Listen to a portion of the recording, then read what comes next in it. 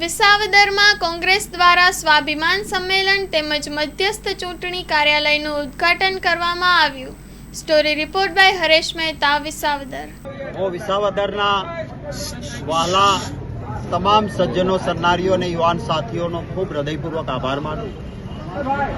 એક ખૂબ જ પ્રેમ, ભાવ અને સમર્થન સાથે આજે અમને અમારા જાહેર સભામાં આપ સૌએ જોયું કે અમારી ખુરશીઓ ઊંચી પડે એટલી સંખ્યામાં વિસાવદરના તમામ સજ્જનો, સરનારીઓ અને યુવા સાથીઓએ સાથ આપ્યો। એ સૌનો કોંગ્રેસ પાર્ટી વતી ખૂબ હૃદયપૂર્વક આભાર માનું। લોકશાહીની આ જ મજા છે કે આખરે જનતા જનાર્દન એ સૌથી મહાન છે અને આપણા બંધારણ મુજબ જન આદેશ એ જ સર્વોપરી છે।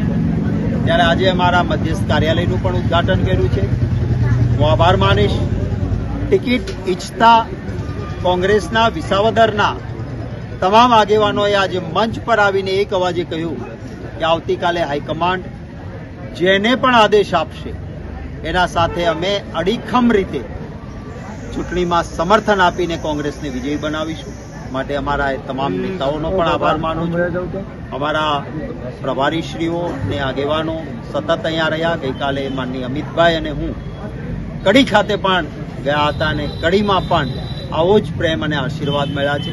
બંને બેઠકો પર કોંગ્રેસ પક્ષ એક સકારાત્મક એજન્ડા સાથે મજબૂતીથી ચૂંટણી લડશે અને લોકોના આશીર્વાદ મળશે અને વિજય મળશે।